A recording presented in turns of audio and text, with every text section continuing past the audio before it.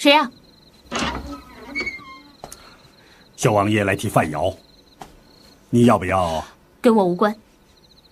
敏敏，郡王爷已摆明要亲自监斩厉威，我们汝阳王府没有理由介入。那明天就要行刑了，我也不会去。你说的对，我们不该介入。好了，我走了。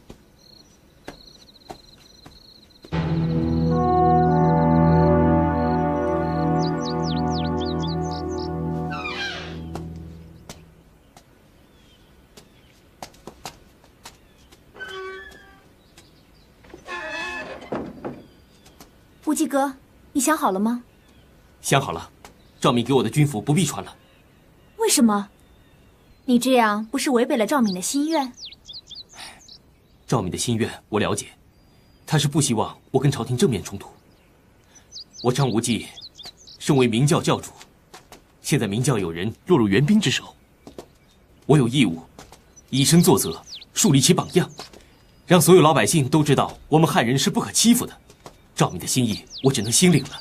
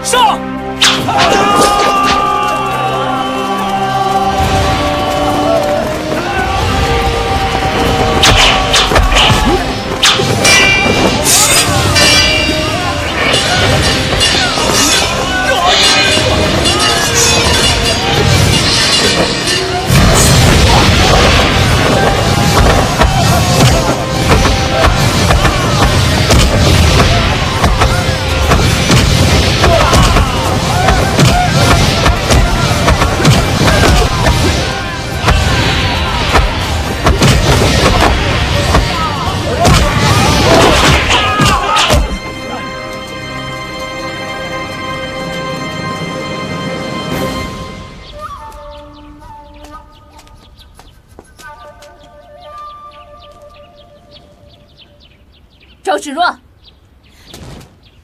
大师姐，皇天不负有心人，从灵蛇岛我一路追来，终于让我找到你。铁指环给我。不行，不行也得行。我已经给过你一次，不可能再有第二次。哼，那就别怪我不客气了。大师姐，我有急事在身，先让我办完事再说。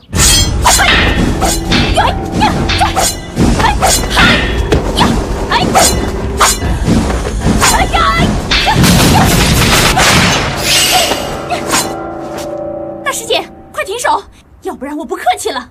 哼，你有多少斤两我还不清楚吗？有本事尽管使出来。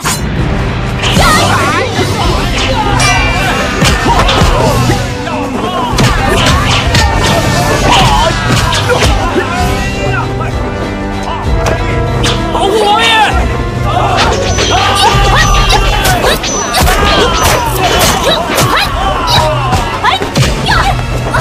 大师姐，怎么样？别管我！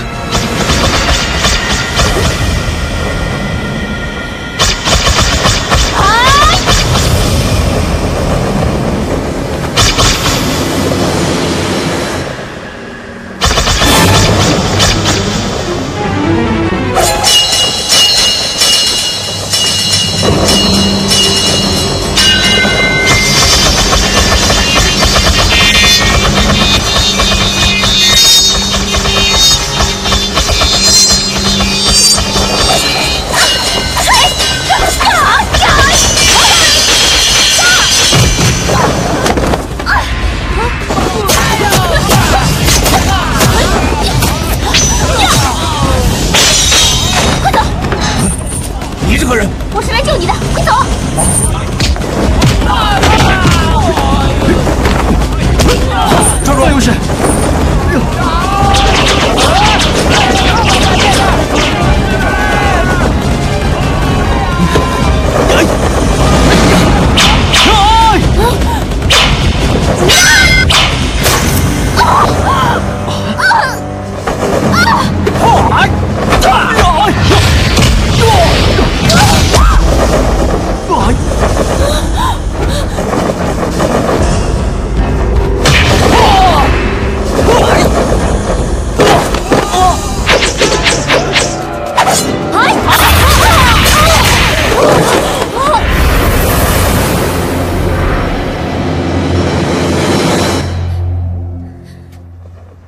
你这是什么功夫？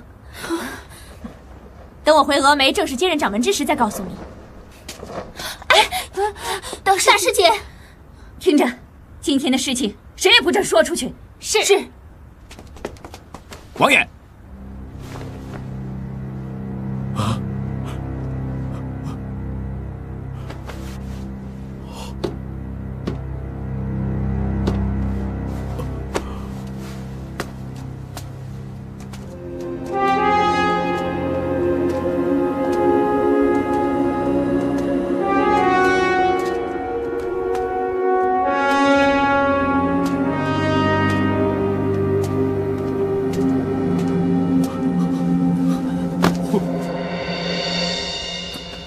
王儿，王儿，王儿，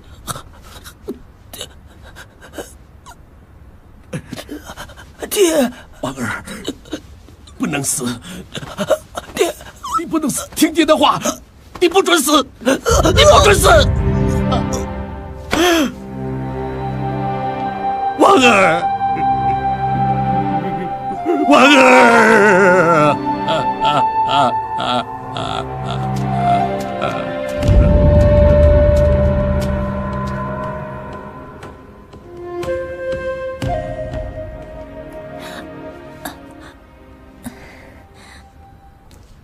属下回万安寺以后就没有回光明顶，一直留在大都。属下认为留在大都，多探听朝廷的动静，好与本教通气，有助反元大计。怎料这几日被陈坤盯准。陈坤？对，属下就是被陈坤设计所擒。在丐帮大会上，黄衫女提到陈坤，我都不敢肯定他是否真的诈死。现在终于确定他隐在暗处，处处算计咱们。义父一定被他所害。啊，范有使，你知不知道陈坤的下落？属下不知，我清醒的时候已经在汝阳王府了。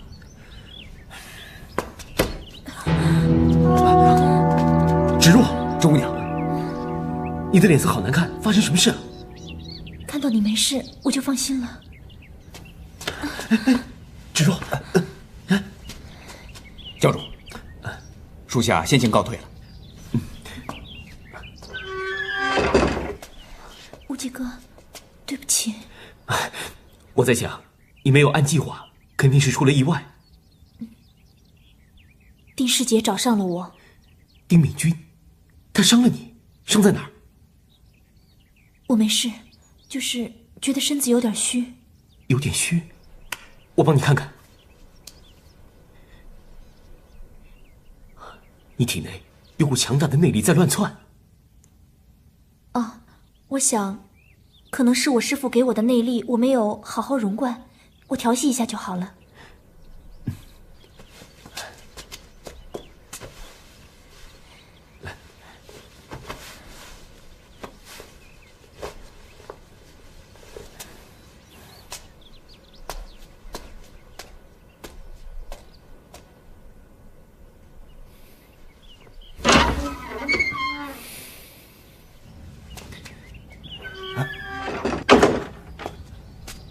教主，周姑娘怎么样？没什么事。教主和周姑娘真是天生一对儿。哎，你认为刚才救你的是谁呀？他既然蒙着面孔，就是不想暴露身份。属下大胆的猜测，他是郡主。你想的跟我一样。属下百思不得其解，郡主恨我入骨，为什么要帮助咱们呢？哦，是了。你想到什么？他明着要置我于死地，实际上暗中助我们。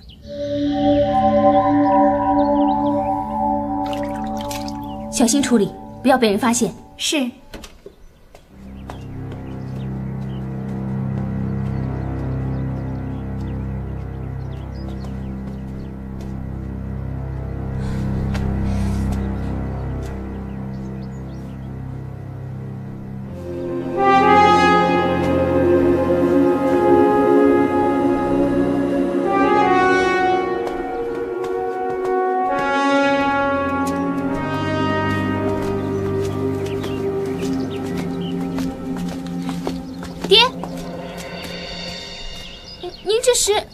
啊，皇上密诏要我火速进宫。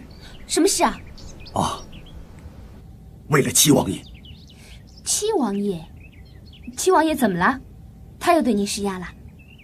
不是，才发生不久，小王爷不幸命丧范瑶手中，七王爷一时承受不了打击，倒了下来。七王爷往生了？也差不多，半条命都没了。说起来也真可怜。哎，先前是王妃娘娘死的事，现在有白发人送黑发人。爹，你有没有查出劫囚的是谁啊？一个蒙面，一个是年轻的小伙子。我想，皇上密诏定是为此事。哦，妹妹，我还是要为那件事跟你说一声对不起。你也只是听命于七王爷，身不由己，我不怪你。那就好。我还担心啊，会破坏了我们兄妹之情。好了，我们赶快进宫吧。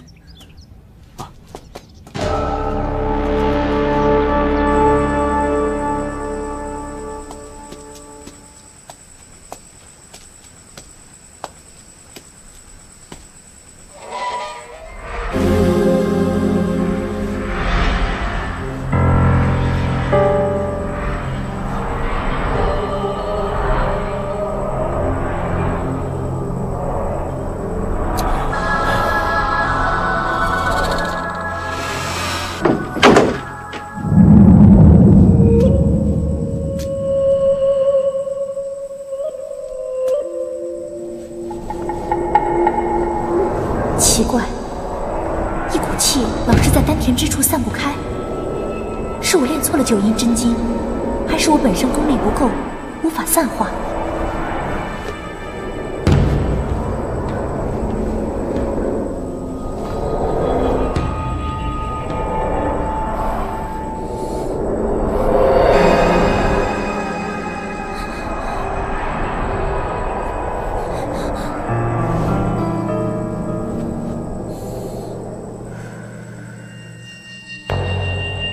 算了，有机会跟张无忌讨教。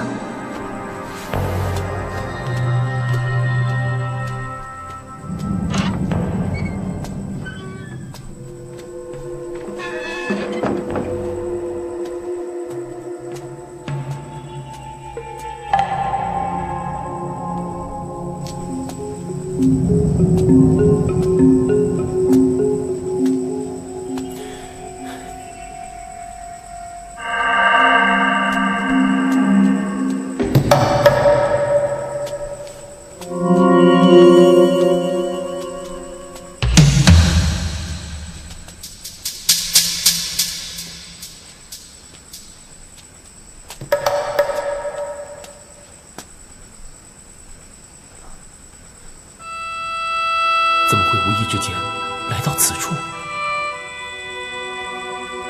难道是我心中对赵敏念念不忘，如此撇不开，放不下？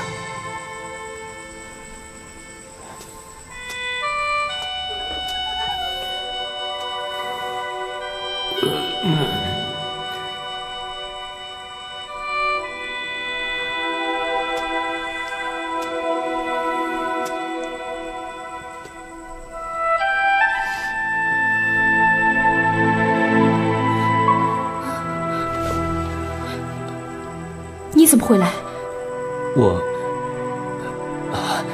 我是闲步走走，便进来瞧瞧，没想到。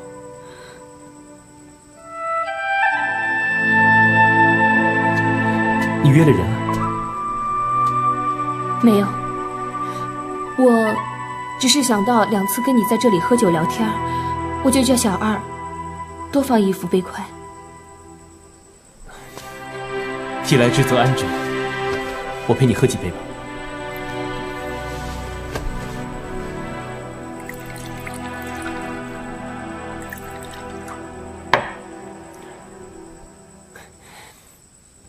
谢谢你。你要谢我什么？蒙古兵永福，蒙面结球。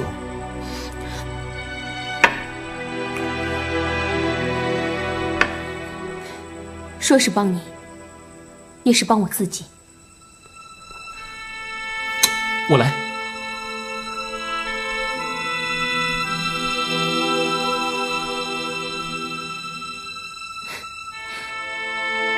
我们俩之间好像陌生了许多。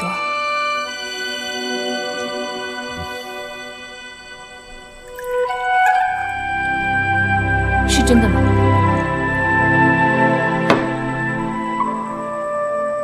我见到你的书信，说你已和周芷若有白首之约，是真的吗？我原不该瞒你。我原以为她是个单纯的女孩，想不到她的心机如此之深。这是你对芷若的……我不想听你为她做任何的辩解。周公恐惧流言日，王莽谦恭下士时。不错，世界上的事情原是极易引起误会的，日久就能见人心。只怕你我见到人心时，都已命丧黄泉了。你把芷若当成一个十恶不赦的大魔头一样。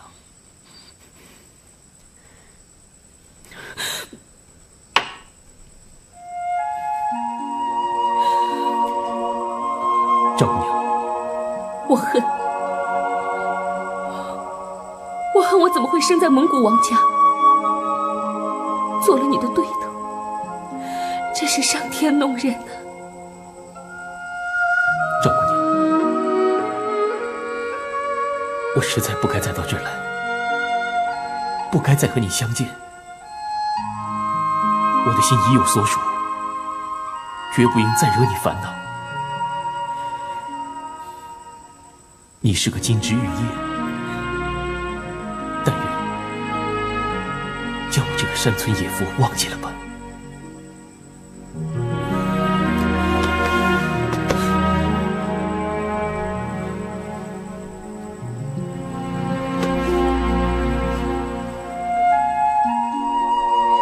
这是我咬伤你的疤，就算你武功再高，一刀再击，这个疤是怎么都去不掉的。你自己手背上的伤疤也去不掉，怎么能将我心上的伤疤去掉呢？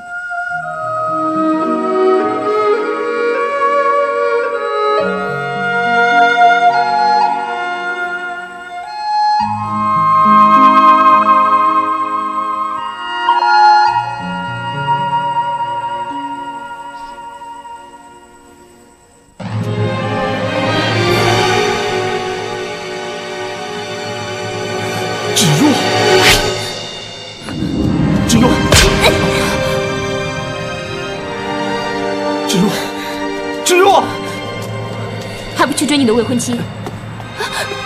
赵无忌，你还真的去追啊！我恨你，我恨你！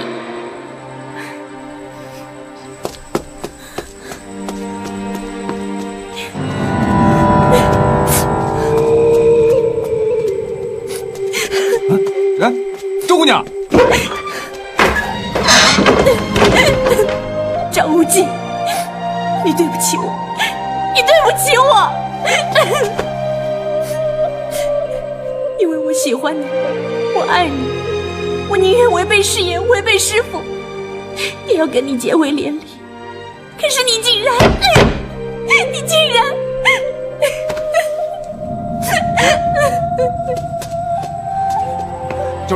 周姑娘呢？在房间里。芷若，是我呀！芷若，教主，好像有点不对劲儿。芷若，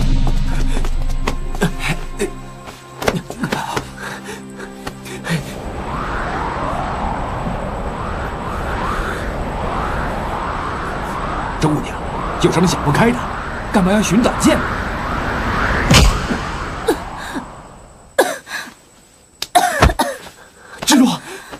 芷若，你们干嘛要救我？让我死了算了。芷若，你误会了。你跟他藕断丝连，瞒着我偷偷跟他约会，还说我误会你了。我真的没有约他相见呐，我们是误打误撞碰到的。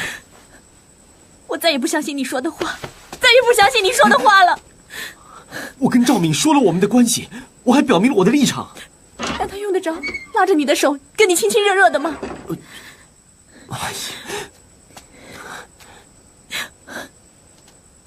这是我亲眼看见的，你无话说吧？我知道你一直都惦记着他，在你的心里，我的分量就是不如赵敏，对不对？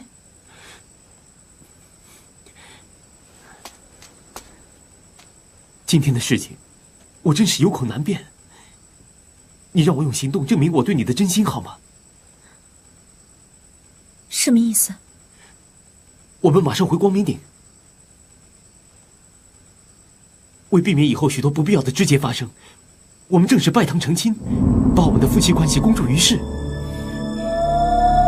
这是我的肺腑之言。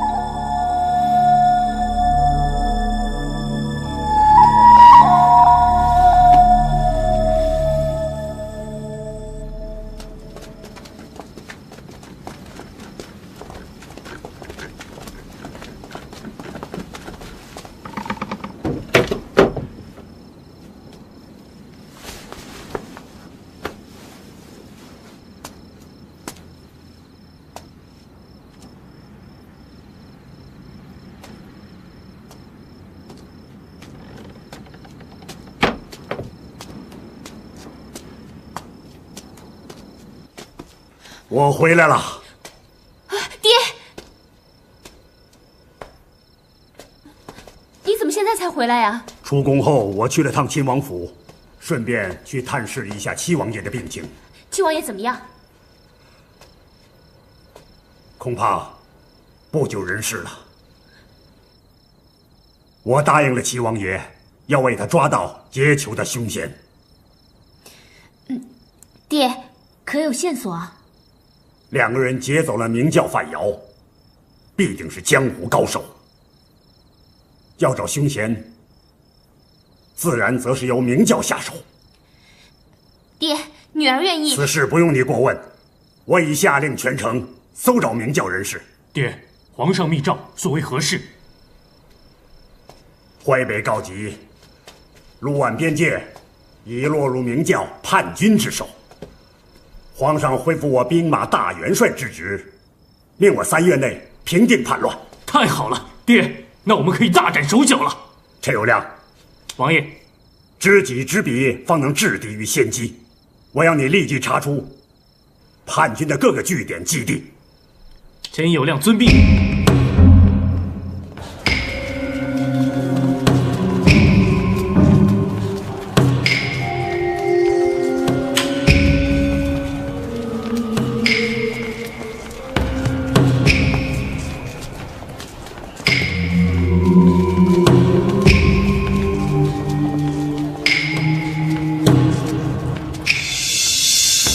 掌柜的，哎呀，走吧，走吧，走吧。哎，公子爷，这是？告诉我，刚才那位姑娘跟你谈些什么？她找一个客人，找一个姓曾的公子。姓曾？是姓曾，不是姓张吗？难道我猜错人了？我跟那位姑娘说了，天刚蒙蒙亮，她就退房了。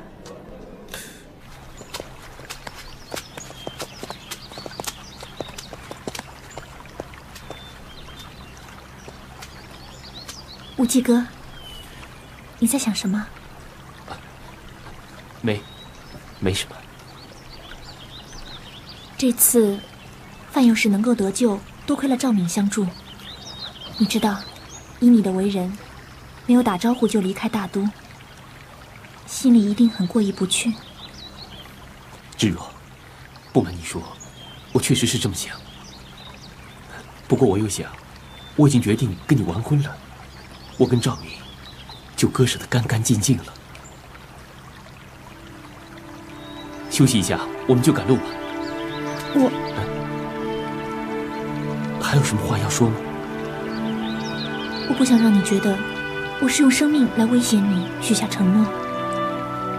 如果你反悔的话，我也不会怨你。不会的。我知道你对我一片真心，可是你要提到赵敏是不是？有些话我不得不说在前面。凭良心说，我不得不顾及他。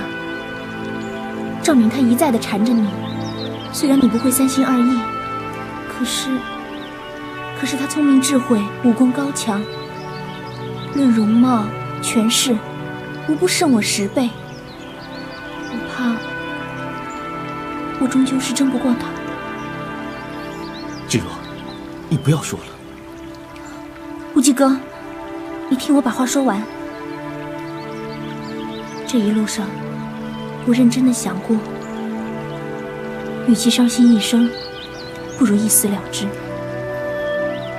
可是，我已经死过一次，没有勇气再死了。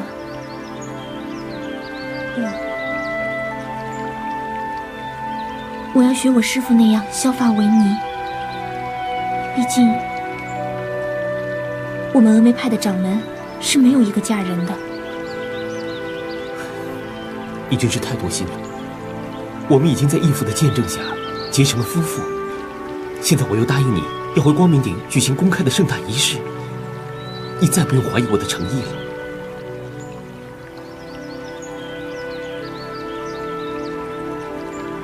你又想到了什么？义父还没找到。再说，你曾经说过匈奴未灭，何以为家？谁会想到回到光明顶又会发生什么变化？义父一定是要继续找寻的。咱们到了光明顶之后，集中所有兄弟，寻访起来一定会更加容易的。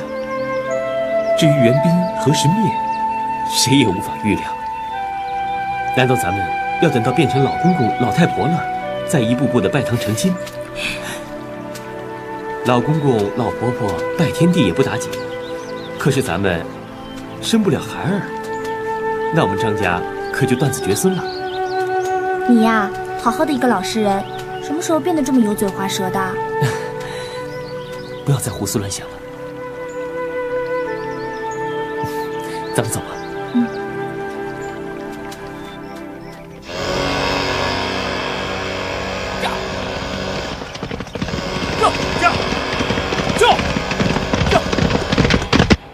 恭迎教主。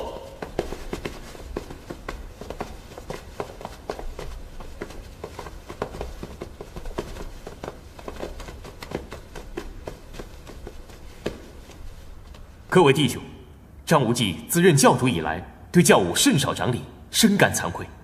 所幸有杨左使主事，明教在反袁行动中大有建树，深获百姓信任，也改变了对我明教不良印象。本人在此感谢杨左使竭心尽力。再者，我这次回到光明顶总坛来，有很多事情。第一，通令全国明教弟子全力打探义父的下落。教主找到狮王了。义父随我自灵蛇岛回归中土之后，不幸于天津凤阳分坛无故失踪，我怀疑落入陈坤之手。陈坤还活着？我确定6大门派围攻我光明顶时，陈坤乃是诈死。杨左使，陈坤曾化名元真，隐身少林，我要你派人往少林寺密查。属下知道怎么做。另外一件事，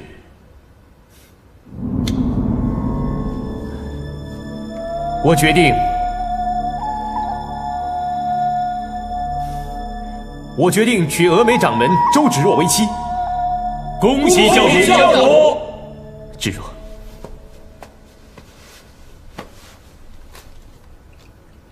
教主，3月15日是属下根据教主和周掌门的生辰八字所选的黄道吉日，看来有充裕的时间准备婚礼了。芷若，你认为呢？你做主吧。好，杨左使，就在3月15。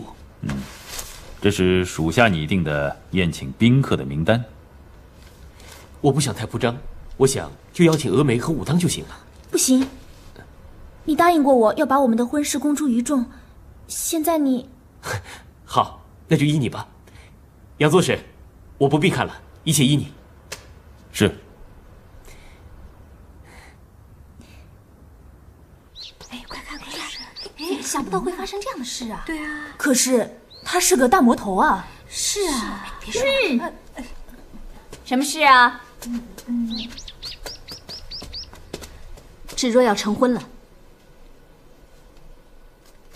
这是明教刚刚派人送来的请帖。哎，李俊，你这是干嘛？李俊，周芷若是峨眉派的叛徒。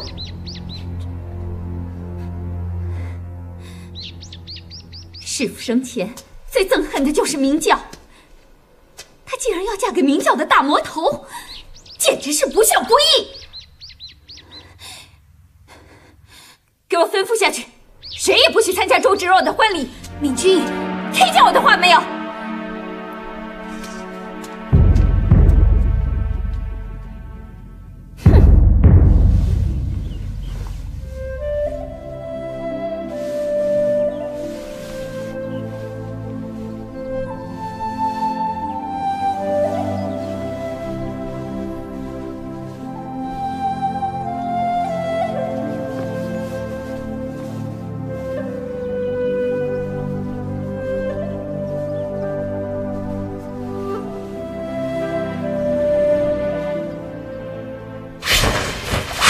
是峨眉人，就跪下，发个重誓。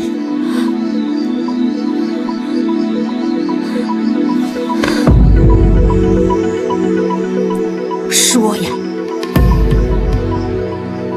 弟子不知道该怎么说。好，你听着，你就说，我周芷若对天起誓。如若日后对张无忌心存爱心，或者是和他结为夫妇，我的父母在九泉之下不得安稳，我的师父灭绝师太将变成厉鬼，让我一生日夜不得安宁。我若和张无忌生下子女，男的代代为奴，女的世世为娼。说呀！我不后悔，不，我不会后悔的，我不会后悔的。芷若，芷若，你怎么了？我跟师父起了争执，无忌哥，你千万不能负我。该做的我都做了，难道你还怀疑我吗？我是真心诚意的爱你，我是真心诚意的娶你为妻，绝不会负心薄幸的。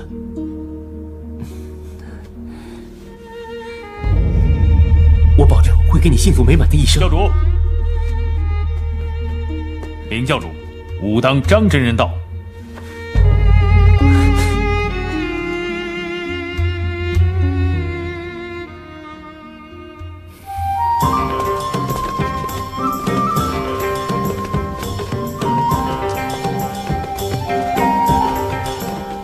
无忌见过师公。哎，起周芷来起来！若见过张真人。叫我什么？太师傅。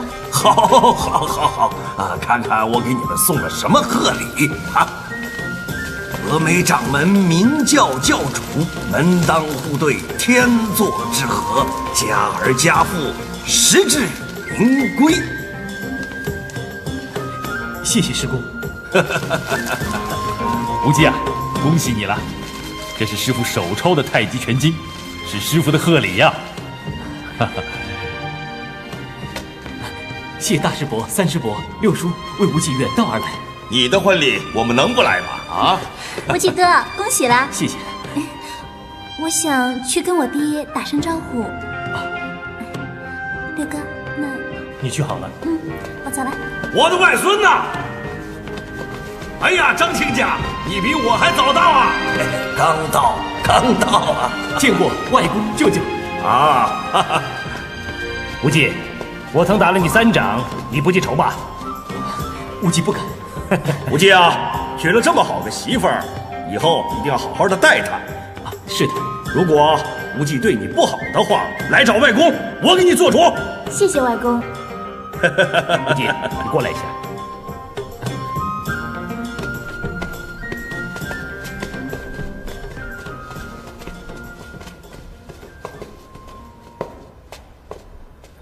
无忌啊，怎么没看到阿离呀？我被玄冥二老打伤后，疗伤期间想了很多，我也有不对的地方。怎么说都是父女，何苦像个仇人似的？想通了，我打算接阿离回家，一切从头开始。你怎么不说话？舅舅，阿离表妹她怎么了？她怎么了？死在灵蛇岛了。舅舅，报应啊！当我要重拾温情，做个好父亲的时候，上天却给了我应得的报应，告诉我他是怎么死的。至今我还在查明原因呢。你听着，只要你查出阿离的死因，我要你头一个告诉我。无忌知道。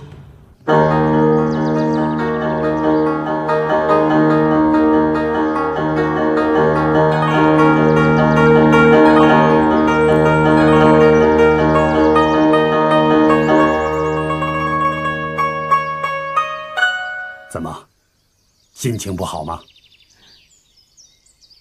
彬彬，有件事，爹必须慎重地告诉你。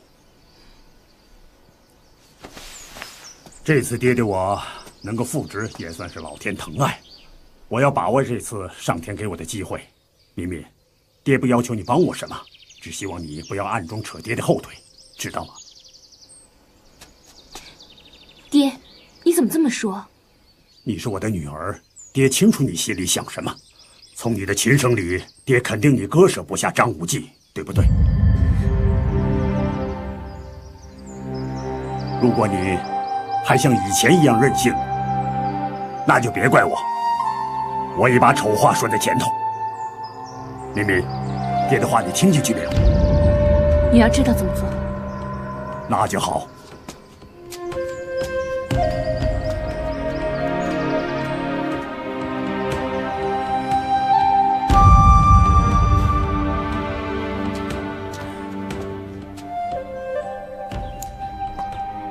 无忌哥哥，送你的，这是我亲手绣的鸳鸯枕。啊，真是活灵活现呐！没想到你的手这么巧啊！你没想到的事啊，还多着呢。你上回帮我还没谢你呢。我们之间谈谢字太见外了吧？教主，属下告退了。好，你去吧。好，我就听你的。哎，不会妹妹，你跟殷六叔怎么样了？我们很好啊，他对我很好，只是担心你爹啊。我跟六哥已经谈起婚嫁了，六哥他想趁这次机会跟爹当面提亲，我怕爹会反对。无忌哥哥，你能不能帮我说说话？你说我能反对吗？如果杨左使不认同，可以直说。杨左使，你要我直说吗？那我告诉你心里话，要我把布尔交给你，我是1000个1万个不愿意。你们年龄上的差距是我反对的原因，但我不反对也是为了布尔。我怕我的坚持会逼他走上绝路，虽说布尔是我在这世上唯一的亲人，可是从小我就给他的不多。为了我们明教，我从没有善尽为人之父的责任。我有什么权利去剥夺布尔的选择呢？再说，在我认识纪晓芙的时候，我并不知道你们已经定过亲，但我横刀夺爱是事实啊。小芙的死，我有很大的责任。为了不让旧事重演，我只有祝福你们了。殷六侠，你不要以为我把布尔交给你是为了还欠你的债。我现在要慎重地警告你，要是你让我知道你欺负了布尔，我会踏平武当，也要把你千刀万剐的。不会的，我会永远疼他，爱他。哦，等办完了教主的喜事，就喝你们的喜酒了。多谢杨左使。爹。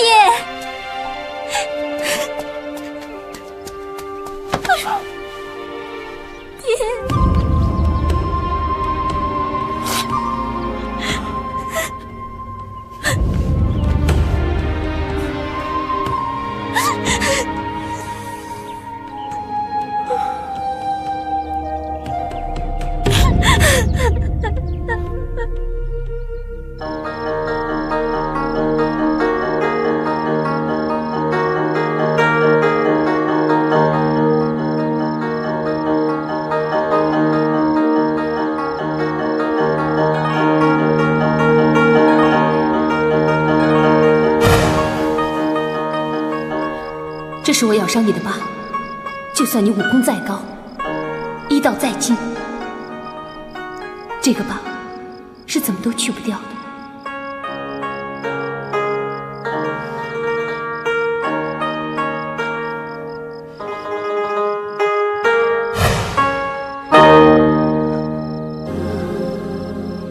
一个是我亲爹，一个是我所爱的人。为什么要我夹在这中间？为什么要我这么为难？妹妹，妹妹，什么事啊，哥？我给你带来样东西。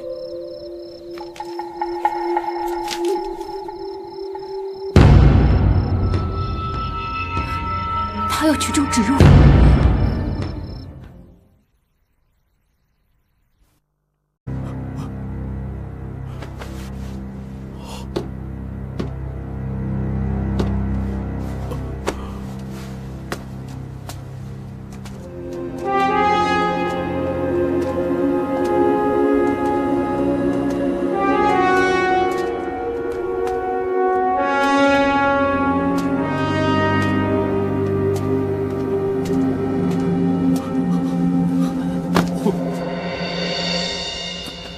王儿，王儿，王儿，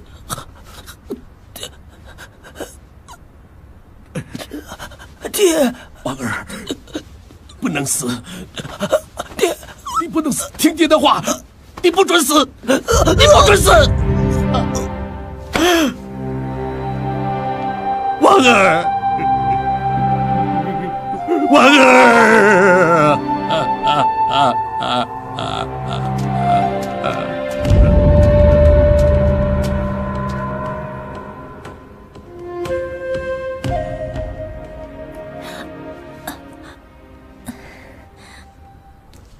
属下回万安寺以后就没有回光明顶，一直留在大都。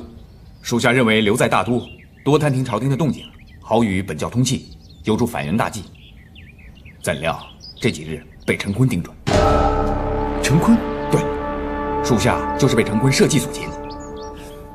在丐帮大会上，黄沙女提到陈坤，我都不敢肯定他是否真的诈死。现在终于确定他隐在暗处，处处算计咱们。义父一定被他所害。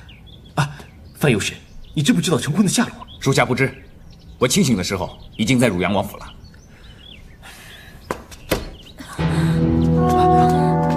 芷若，周姑娘，你的脸色好难看，发生什么事了？看到你没事，我就放心了。止住！教主，属下先行告退了。无忌哥，对不起。我在想，你没有按计划，肯定是出了意外。丁师姐找上了我。丁敏君，他伤了你，伤在哪儿？我没事，就是觉得身子有点虚。有点虚，我帮你看看。你体内有股强大的内力在乱窜。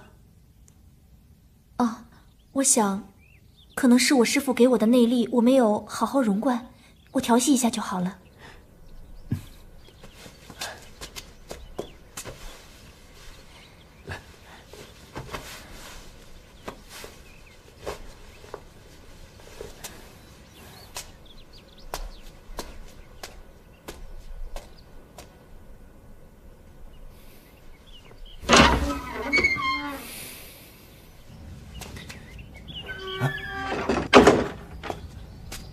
教主，周姑娘怎么样？没什么事。教主和周姑娘真是天生一对儿。哎，你认为刚才救你的是谁呀？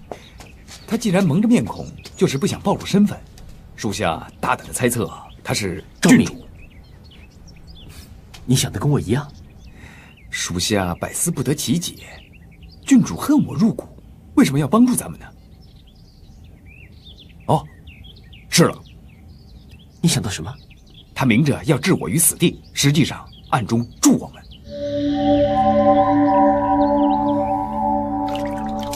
小心处理，不要被人发现。是。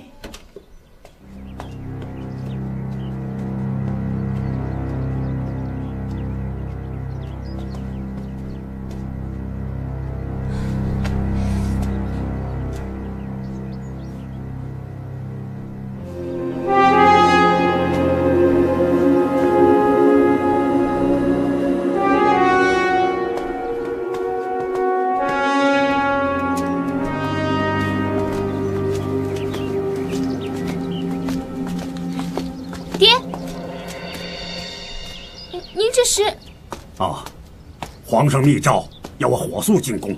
什么事啊？为了七王爷。七王爷？七王爷怎么了？他又对您施压了？不是，才发生不久，小王爷不幸命丧范瑶手中，七王爷一时承受不了打击，倒了下来。七王爷往生了？也差不多，半条命都没了。说起来也真可怜。唉。先前是王妃娘娘死的事，现在有白发人送黑发人。爹，你有没有查出劫囚的是谁啊？一个蒙面，一个是年轻的小伙子。我想，皇上密诏定是为此事。哦，妹妹，我还是要为那件事跟你说一声对不起。你也只是听命于七王爷，身不由己，我不怪你。那就好。我还担心啊，会破坏了我们兄妹之情。好了，我们赶快进宫吧。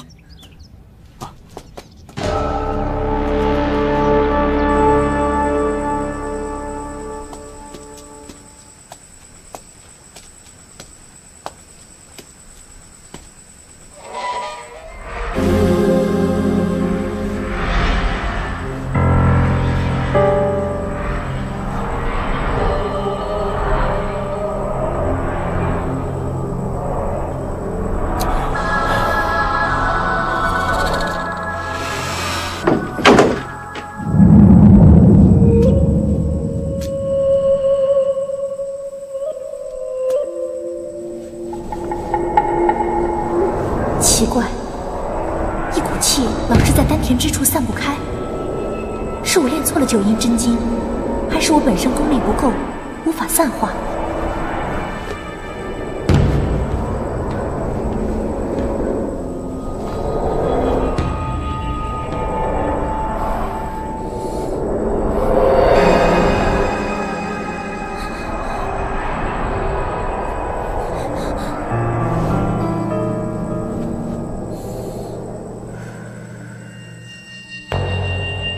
算了，有机会跟张无忌讨教。曾经说过，匈奴未灭，何以为家？谁会想到回到光明顶又会发生什么变化？义父一定是要继续找寻的。咱们到了光明顶之后，集中所有兄弟，寻访起来一定会更加容易的。至于援兵何时灭，谁也无法预料。难道咱们要等到变成老公公、老太婆了，再一步步的拜堂成亲？老公公、老婆婆拜天地也不打紧，可是咱们生不了孩儿，那我们张家可就断子绝孙了。你呀，好好的一个老实人，什么时候变得这么油嘴滑舌的？不要再胡思乱想了，咱们走吧。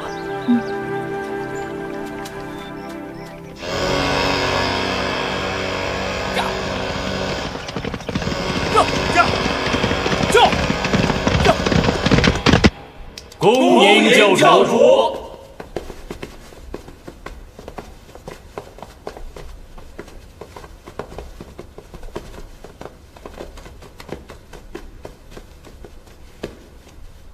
各位弟兄，张无忌自任教主以来，对教务甚少掌理，深感惭愧。所幸有杨左使主事，明教在反袁行动中大有建树，深获百姓信任，也改变了对我明教不良印象。本人在此感谢杨左使竭心尽力。再者，我这次回到光明顶总坛来，有很多事情。第一，通令全国明教弟子全力打探义父的下落。教主找到尸王了。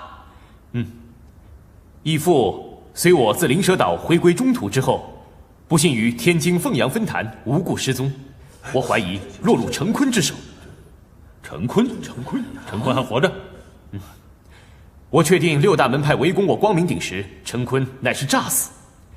杨左使，陈坤曾化名元真，隐身少林，我要你派人往少林寺密查。属下知道怎么做。另外一件事，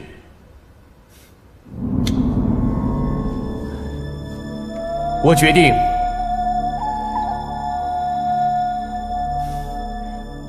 娶峨眉掌门周芷若为妻。恭喜教主！芷若，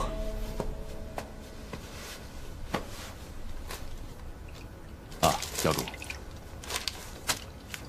，3月15日是属下根据教主和周掌门的生辰八字所选的黄道吉日，看来有充裕的时间准备婚礼了。芷若，你认为呢？你做主吧。好，杨左使，就在3月15。这是属下拟定的宴请宾客的名单。我不想太铺张，我想就邀请峨眉和武当就行了。不行，你答应过我要把我们的婚事公诸于众，现在你……好，那就依你吧。杨左使，我不必看了，一切依你。是。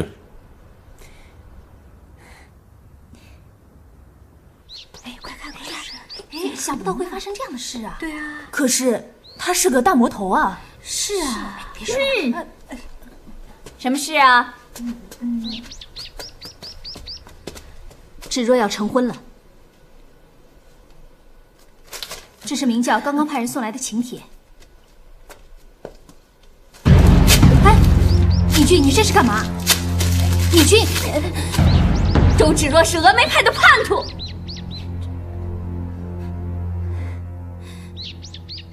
弑父生前最憎恨的就是明教，她竟然要嫁给明教的大魔头，简直是不孝不义！给我吩咐下去，谁也不许参加周芷若的婚礼。敏君，听见我的话没有？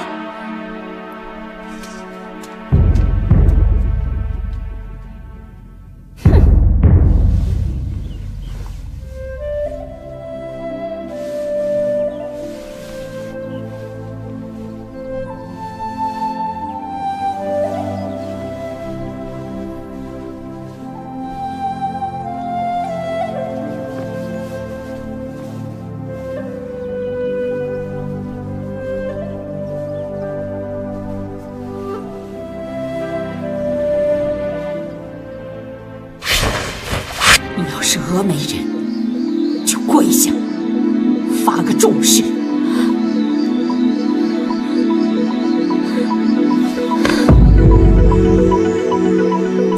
说呀！弟子不知道该怎么说。好，你听着，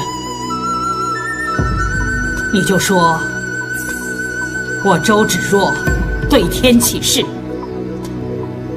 如若日后对张无忌心存爱心，或者是和他结为夫妇，我的父母在九泉之下不得安稳，我的师父灭绝师太将变成厉鬼，让我一生日夜不得安宁。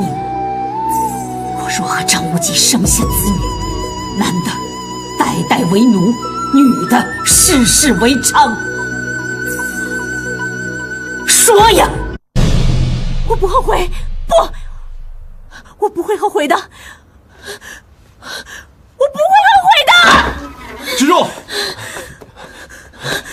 芷若，你怎么了？我跟师父起了争执，无忌哥，你千万不能负我。该做的我都做了，难道你还怀疑我吗？我是真心诚意的爱你，我是真心诚意的娶你为妻，绝不会负心薄幸的。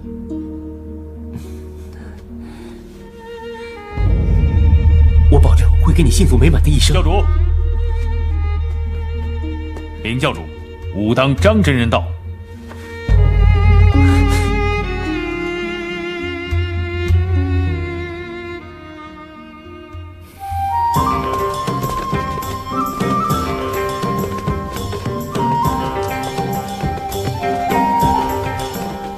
无忌见过师公。哎，起周来起来！芷若见过张真人。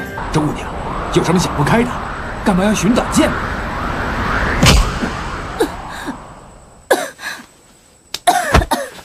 芷若，芷若，你们干嘛要救我？让我死了算了。芷若，你误会了。你跟他藕断丝连，瞒着我偷偷跟他约会，还说我误会你了。我真的没有约他相见呐，我们是误打误撞碰到的。我再也不相信你说的话，再也不相信你说的话了。我跟赵敏说了我们的关系，我还表明了我的立场。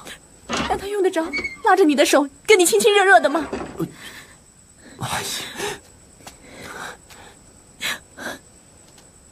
这是我亲眼看见的，你无话说吧？我知道你一直都惦记着他，在你的心里，我的分量就是不如赵敏，对不对？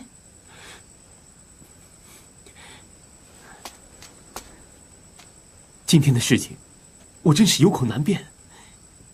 你让我用行动证明我对你的真心，好吗？什么意思？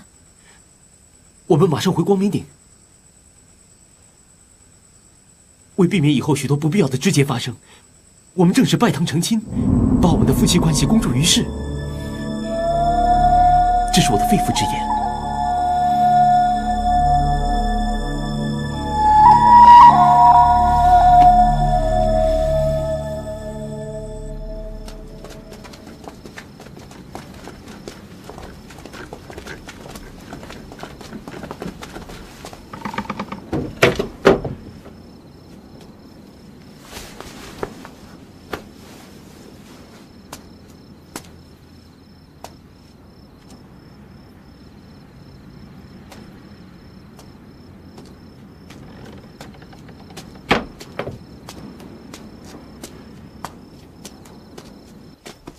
我回来了。爹，你怎么现在才回来呀？出宫后，我去了趟亲王府，顺便去探视一下七王爷的病情。七王爷怎么样？恐怕不久人世了。我答应了齐王爷，要为他抓到劫囚的凶嫌。爹，可有线索啊？两个人劫走了明教范瑶，必定是江湖高手。要找凶嫌，自然则是由明教下手。爹，女儿愿意。此事不用你过问，我已下令全城搜找明教人士。爹，皇上密诏，所为何事？淮北告急，陆皖边界已落入明教叛军之手。皇上恢复我兵马大元帅之职，命我3月内平定叛乱。太好了，爹，那我们可以大展手脚了。陈友谅，王爷，知己知彼，方能制敌于先机。我要你立即查出叛军的各个据点基地。陈友谅遵命。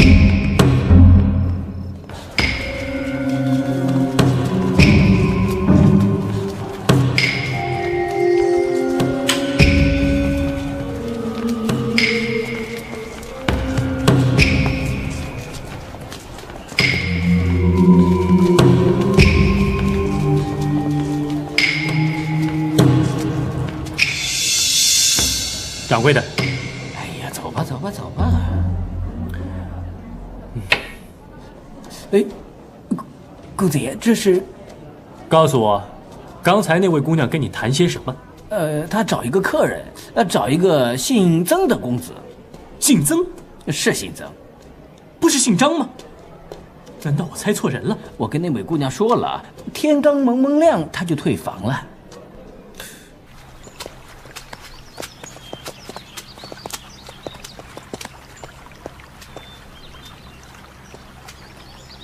无忌哥，你在想什么？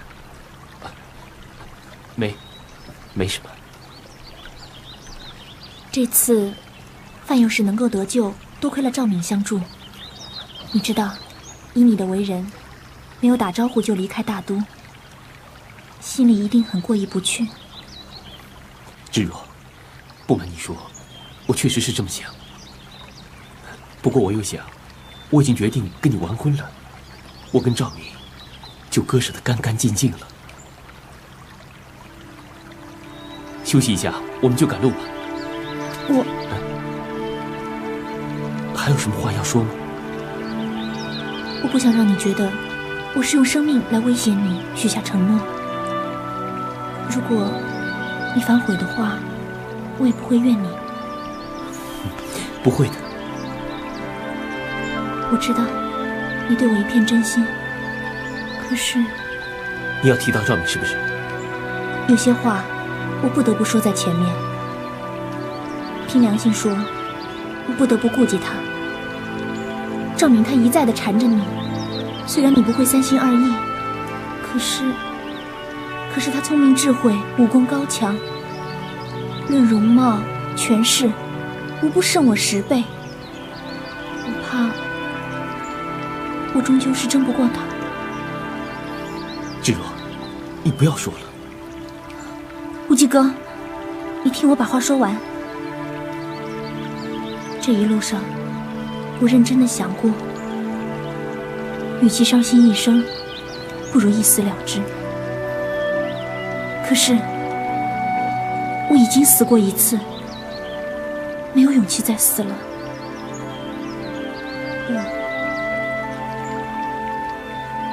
我要学我师父那样削发为尼。毕竟，我们峨眉派的掌门是没有一个嫁人的。你真是太多心了。我们已经在义父的见证下结成了夫妇，现在我又答应你要回光明顶举行公开的盛大仪式，你再不用怀疑我的诚意了。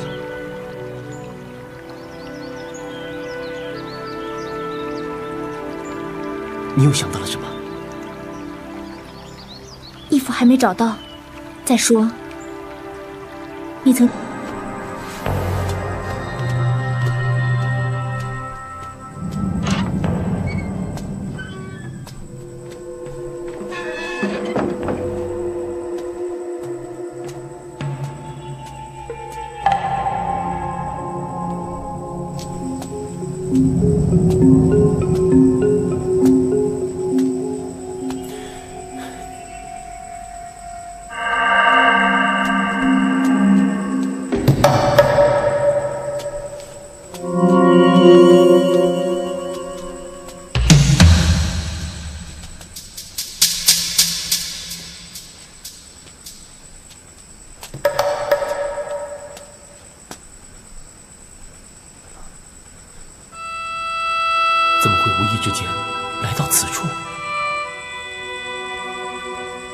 是我心中对赵敏念念不忘，如此撇不开，放不下。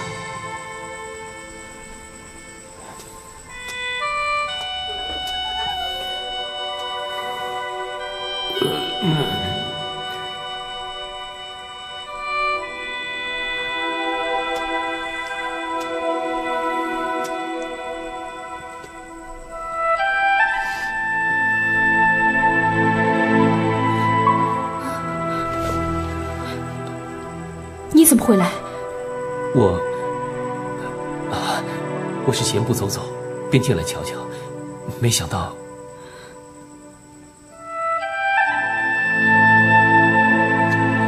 你约了人啊？没有，我只是想到2次跟你在这里喝酒聊天，我就叫小二多放1副杯筷。既来之则安之，我陪你喝几杯吧。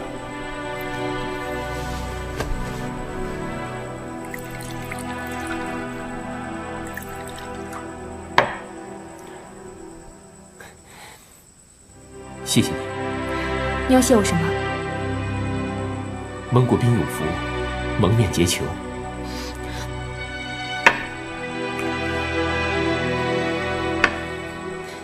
说是帮你，也是帮我自己。我来。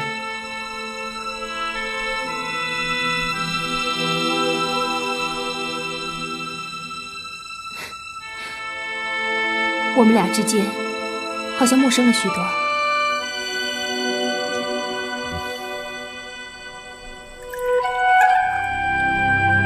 是真的吗？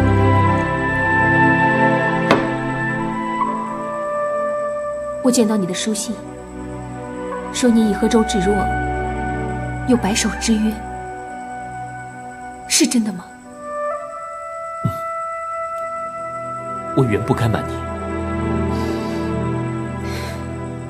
我原以为她是个单纯的女孩，想不到她的心机如此之深。这是你对芷若的……我不想听你为她做任何的辩解。周公恐惧流言日，王莽谦恭下士时。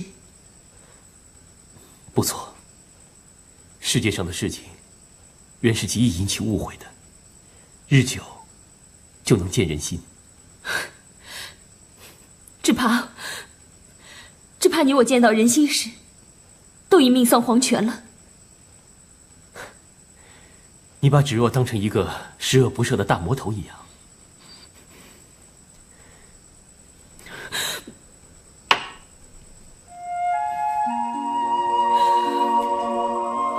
赵姑娘，我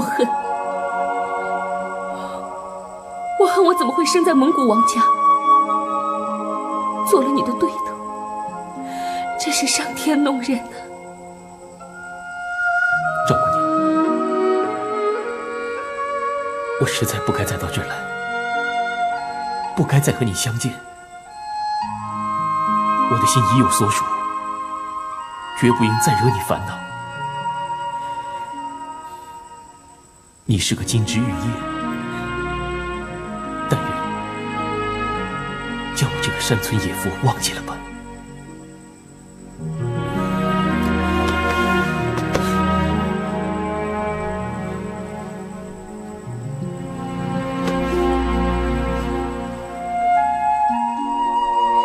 这是我咬伤你的疤，就算你武功再高，一刀再金，这个疤是怎么都去不掉的。你自己手背上的伤疤也去不掉，怎么能将我心上的伤疤去掉呢？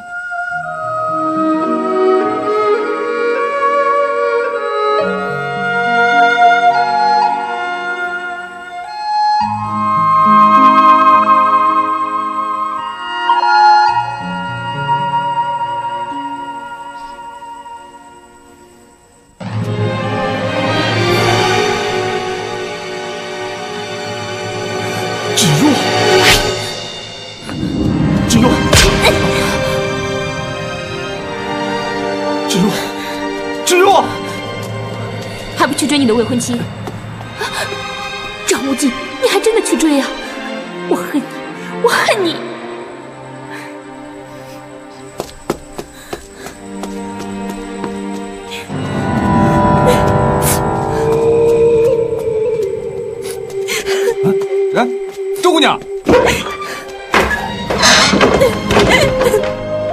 记，你对不起我，你对不起我，因为我喜欢你，我爱你，我宁愿违背誓言，违背师父，也要跟你结为连理。可是你竟然，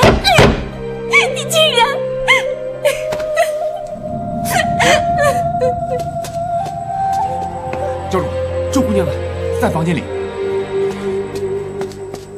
芷若，芷若，是我呀！芷若，教主，好像有点不对劲儿。芷若，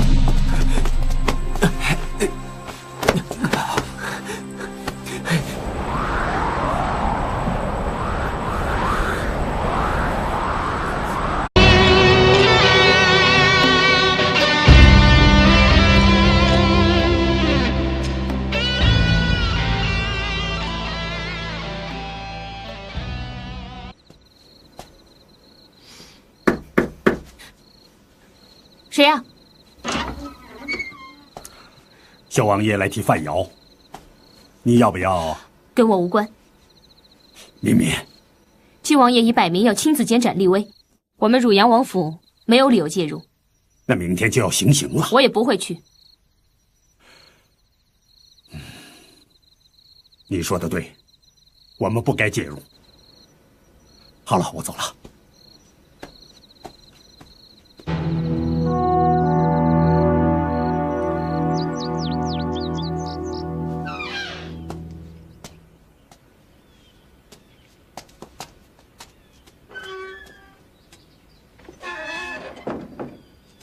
无忌哥，你想好了吗？想好了，赵敏给我的军服不必穿了。为什么？你这样不是违背了赵敏的心愿？赵敏的心愿我了解，他是不希望我跟朝廷正面冲突。我张无忌，身为明教教主，现在明教有人落入援兵之手，我有义务以身作则，树立起榜样，让所有老百姓都知道我们汉人是不可欺负的。赵敏的心意，我只能心领了。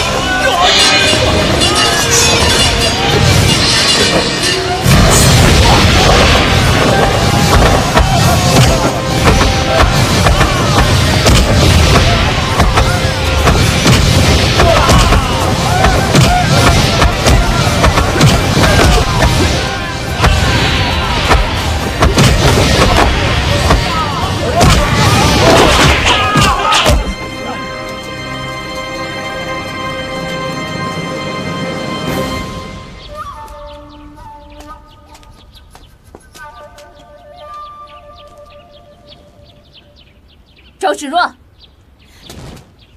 大师姐，皇天不负有心人，从灵蛇岛我一路追来，终于让我找到你。铁指环给我。不行，不行也得行。我已经给过你一次，不可能再有第二次。哼，那就别怪我不客气了。大师姐，我有急事在身，先让我办完事再说。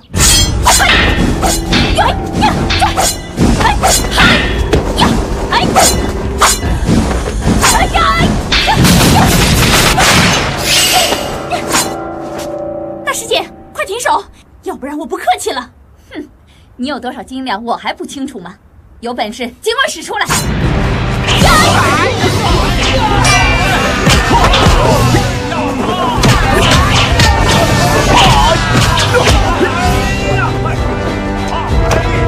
保护王爷！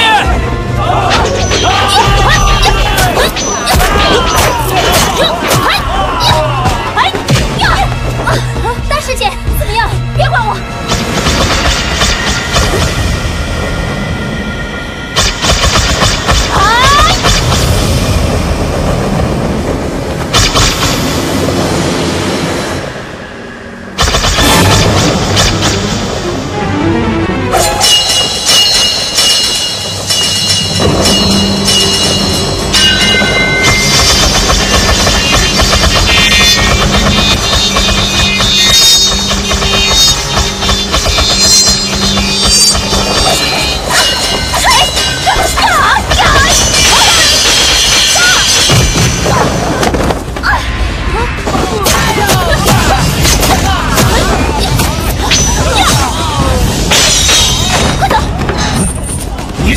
我是来救你的，你走。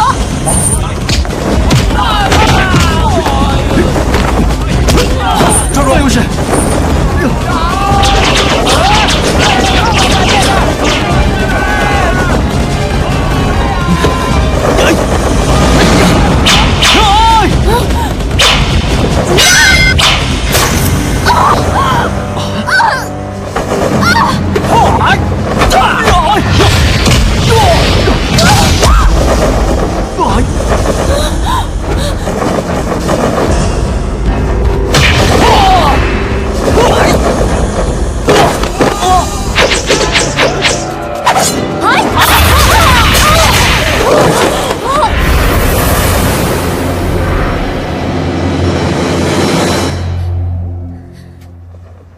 你这是什么功夫？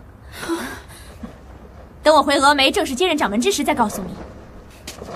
哎，大师姐，听着，今天的事情谁也不准说出去。是。王爷，